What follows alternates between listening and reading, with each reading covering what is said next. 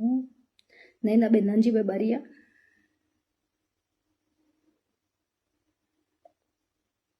વાત કરવી છે મારે એક ષડયંત્રની કે રીમા ઝાલા દ્વારા મારી ઉપર 5 ગુના નોંધવામાં આવ્યા છે કે જેમાં મારો 1% કે એક પણ ગુનામાં રોલ નહોતો. વાત કરીએ એટ્રોસિટીના આરોપી કે જે મારા દાદાના દીકરા થાય અનિલભાઈ અને મુકેશભાઈ, એના અજાણ્યા 2 ભાણિયા એ રીતે ફરિયાદ નોંધાણી હતી એટ્રોસિટીની. એમાં મારા દાદાના દીકરાએ કે જે એટ્રોસિટીના આરોપી છે એણે 3/10/2025 રોજ પિટિશન દાખલ કરેલી અને આરોપીના નામ સામેથી જાહેર કરેલા. અક્ષય અને ચિરાગના નામ, અજાણ્યા જે 2 ભાણિયા હતા એના અક્ષય અને ચિરાગના 2 નામ જાહેર કરેલા. પછી પાર્થને 4 વાર નિવેદન લઈ જવા દેવામાં આવ્યો. પાર્થ જો આરોપી હોત તો એને તરત અટક કરી લેવો હતો ને, છતાં એને અટક કર્યો નહીં. 4 નિવેદન લઈ એને જવા દેવામાં આવ્યા. મારા દાદાના દીકરાએ 3/10 પિટિશન દાખલ કરી, એમાં આરોપીના નામ જાહેર કરી દીધા, છતાં 12/11 રોજ પાર્થને અમારા ઘરેથી પકડીને આરોપી બનાવે છે. બનાવે એવો આખો છે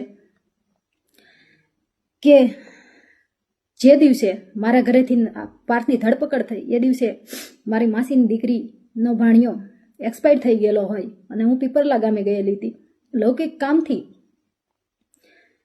હું કોબડી ટોલનાકાથી પસાર થઈ મારી ગાડી રોયલ પાર્કમાં, હું જ્યાં રહું છું એ સોસાયટીમાં સીસીટીવી છે. પાર્થ અને ઉષા હું ઘરે પહોંચી એના 30 મિનિટમાં મારા ઘરે આવે છે, 15 મિનિટમાં ઘરે આવે છે. હું 30 મિનિટ જ થઈ હતી પહોંચી અને ઘરે. પાછળ તરત પેરોલ ફરલો સ્કોડ આવે છે. મને કે તમારા ઘરની ઝડતી કરવી છે. ઘરની ઝડતી દરમિયાન એ લોકોએ ગેટેથી જ વિડીયો સ્ટાર્ટ કરી દીધો હતો ઉતારવાનો મારા ઘરનો. મને કે મેં કીધું જી સાહેબ મેં કરી લો ઘરની ઝડતી. પાર્થને મેં એને સોંપી દીધેલ. પછી મને કે તમારો મોબાઈલ લાવો, મોબાઈલ આપી દીધો. પછી મને કે હાલો તમે. એટલે મેં કીધું સાહેબ, મેં કીધું હું આરોપી થોડી છું. મેં કીધું હું આવું છું સાહેબ, મેં કીધું મારા ઘરે મરણ થઈ ગયું છે, હજી હું પહોંચી જ છું. અને મેં તમે પહોંચો ત્યાં હું આવું છું. તો નહીં અત્યારે ને અત્યારે કે અત્યારે જ આવો એમ આ જ હાલતમાં. ત્યારે મેં પ્લાઝો પહેરેલો, નાઇટ ડ્રેસમાં હતી.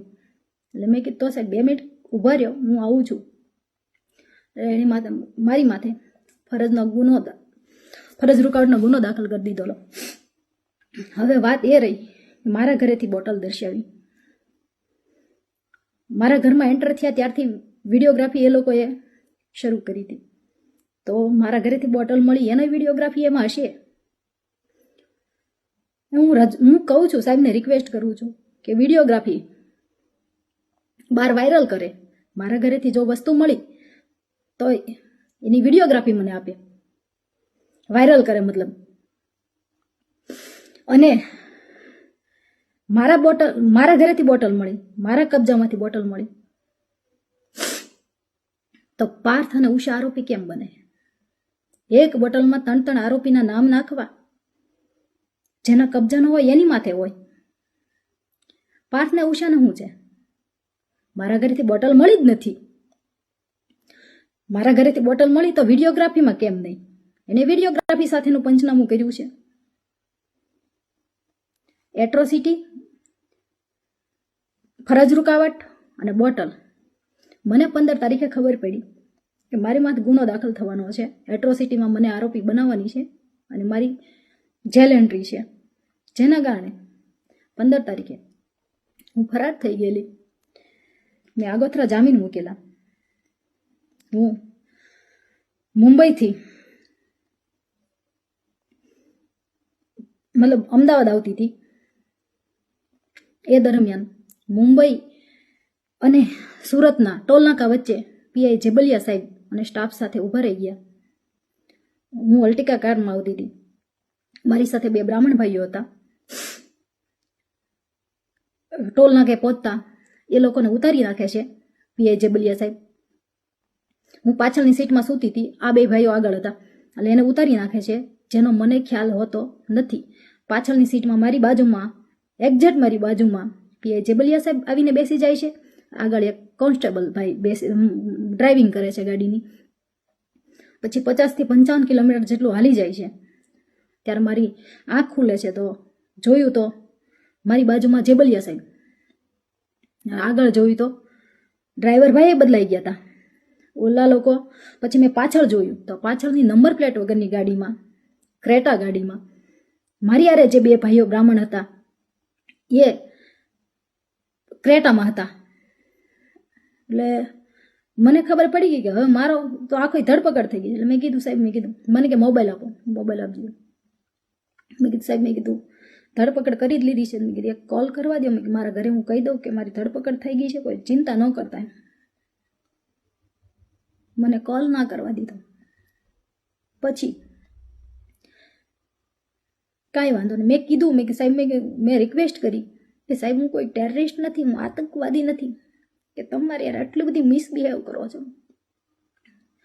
તોય મને કે નહીં, કે ઉપરથી કે ના છે, કે હું તમને કોલ નહીં કરવા દઉં. કાંઈ વાંધો નહીં. પછી મેં કીધું સાહેબ વોશરૂમ જવું છે.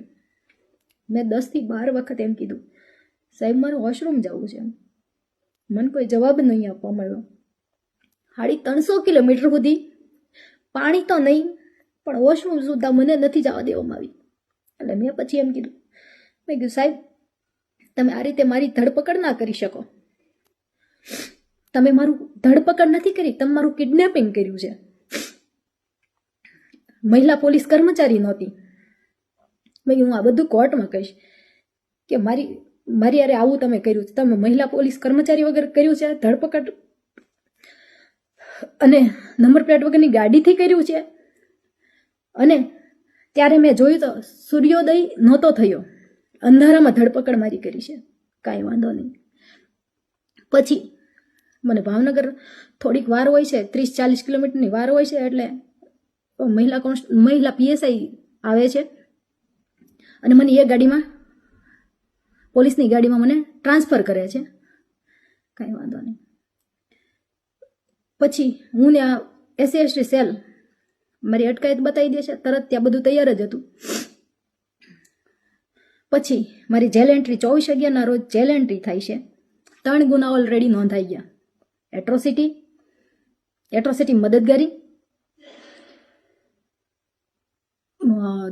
પ્રોહિબિશન 1 બોટલમાં, અને ફરજ રૂકાવટમાં 3 જેલ એન્ટ્રી થઈ છે.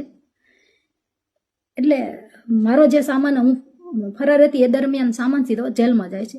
જેલમાં સરખી ઝડપી ન હોવાથી મારું સિમ ભૂલથી એ લોકોથી મારી બેગમાં રહી જાય છે. એટલે ઝડપી આવે છે અને મારી પાસેથી 1 સિમ કાર્ડ મળી આવે છે.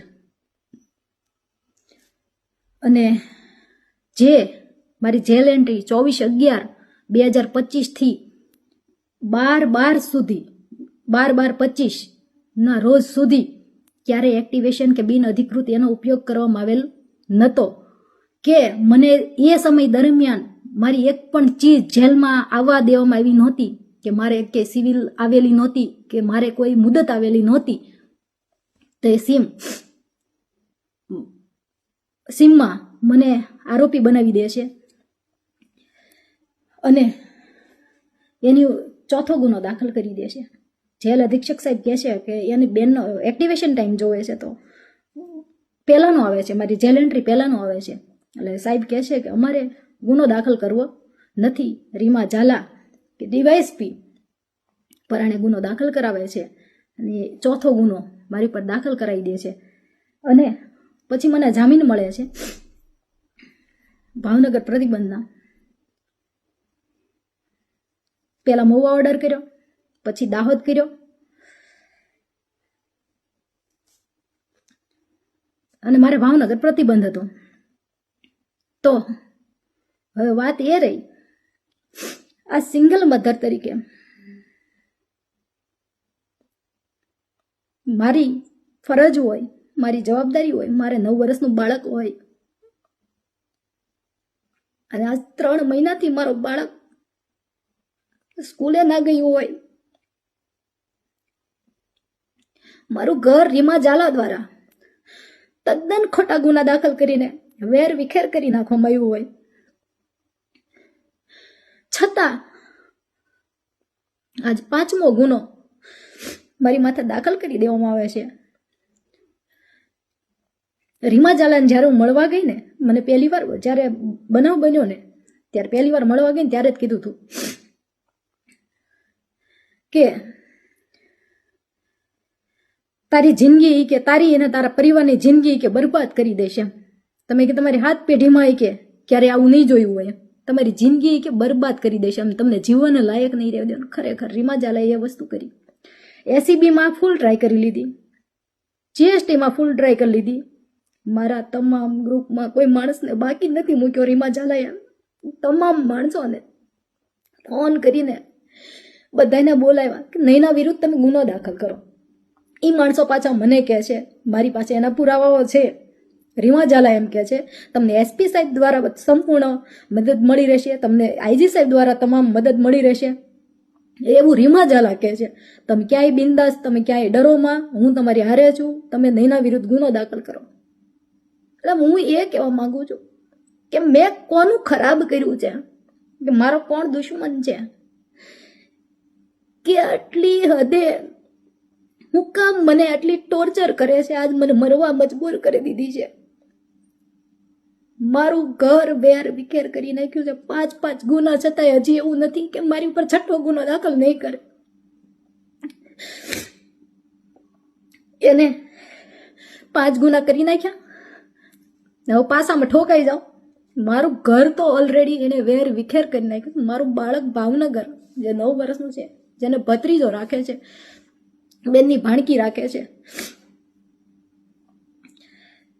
ઘર તો આખું વેર વિખેર કરી નાખ્યું. મારું બાળક 3 મહિનાથી સ્કૂલે નથી ગયું, મારો દાહક ખાતે ઓર્ડર કરી નાખ્યો, મારા બાળકને હું મળી નથી શકતી. છતાં રીમા ઝાલાએ કુંદનને 5મો ગુનો મને દાખલ કરાવ્યો. કુંદનને સામેથી 30/12 SC/ST સેલે મતલબ મહુવા ખાતે બોલાવે છે. એ 2 વોરંટ આપે છે.